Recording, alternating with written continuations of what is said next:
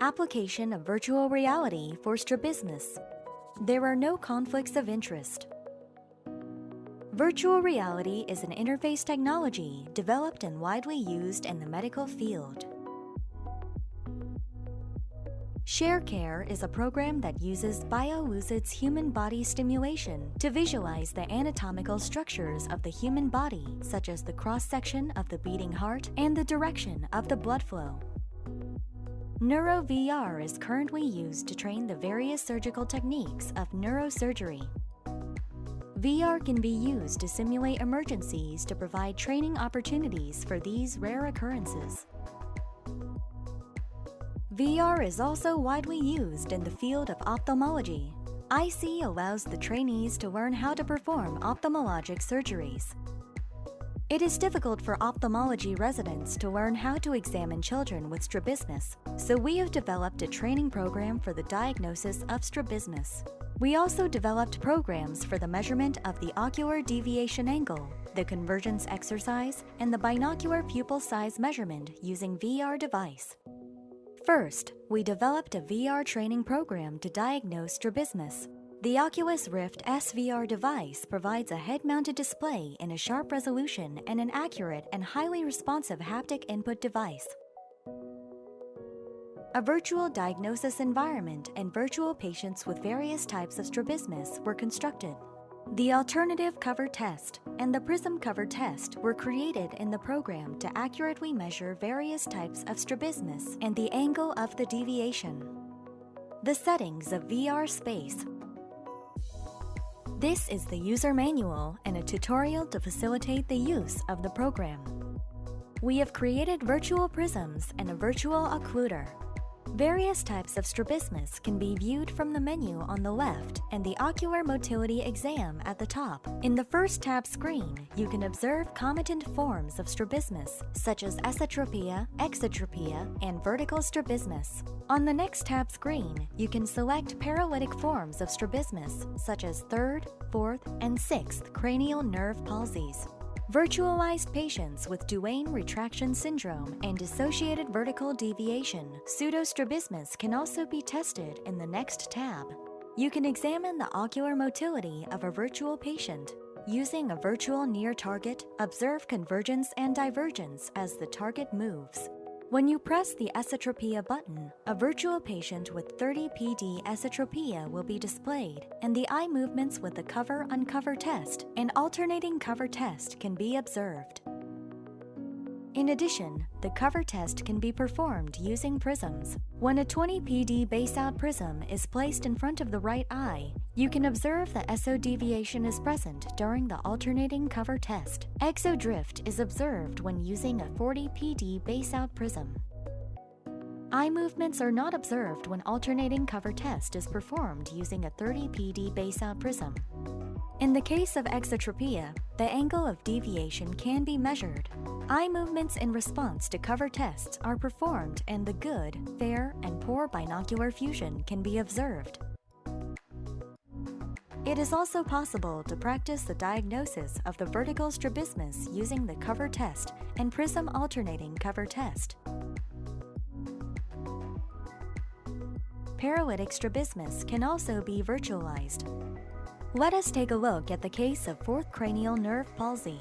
In addition to primary position, ocular motility can be assessed with a head turn and a head tilt to observe the characteristic eye changes with different head positions. You can diagnose right fourth cranial nerve palsy from the increased deviation angle of the right hypertropia after right head turn and right head tilt. DVD can also be easily experienced using a virtual translucent occluder. You can observe upward slow movement of the occluded eye, a unique feature of DVD, by alternating covering each eyes with an occluder. Duane retraction syndrome can also be virtualized. In type 1 Duane retraction syndrome patient, you can observe the limitation of abduction of the left eye and the decrease in the left palpebral fissure during adduction. You can compare the diagnosis of the actual LXT patient with that of the virtual patient and easily confirm that very similar environments were virtualized.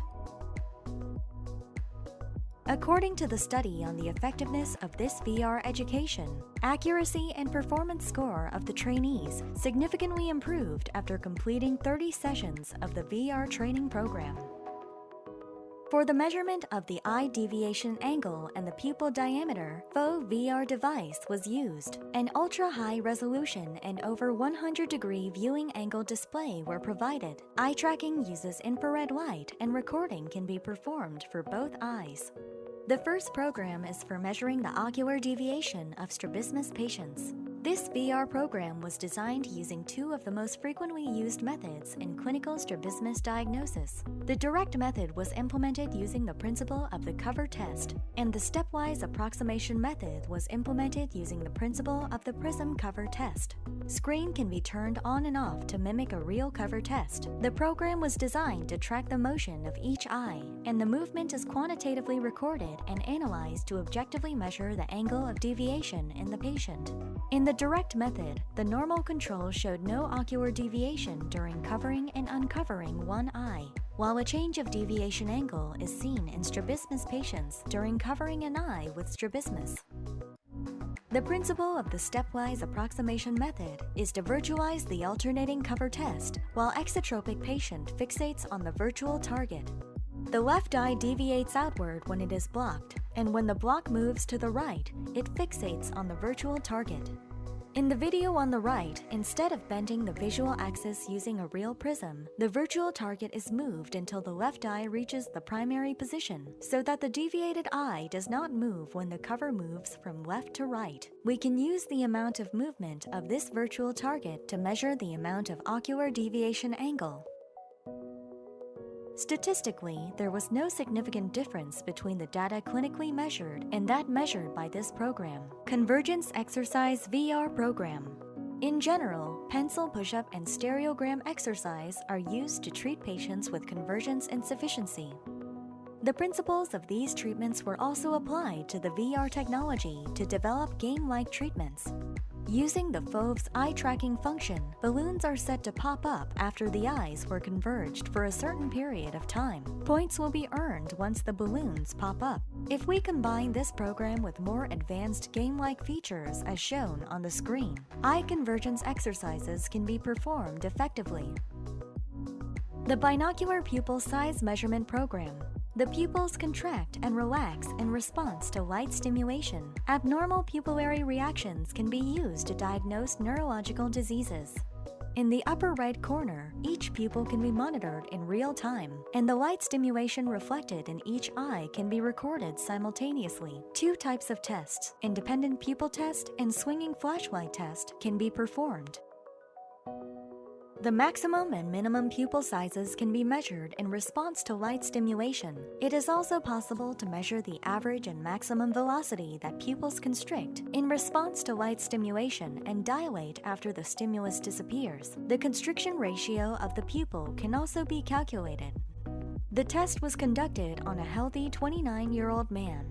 After 60 seconds of dark adaptation, the right eye was stimulated with the light, followed by the left. After another session of dark adaptation, 2 consecutive swinging flashlight tests were performed on each eye, and the pupil size was measured. A 68-year-old woman with left eye optic neuropathy was tested. In both tests, in contrast to the normal response from the right eye, when the left eye was stimulated, both eyes showed significantly less constriction. In these graphs of a normal person versus the patient, both eyes showed insufficient constriction only when the left eye was stimulated. With this VR program, the minimal pupil size, constriction ratio, and average dilation velocity were significantly different in the optic neuropathy group. So far, we have introduced programs developed for education and examination in the strabismus field using VR and eye tracking technology.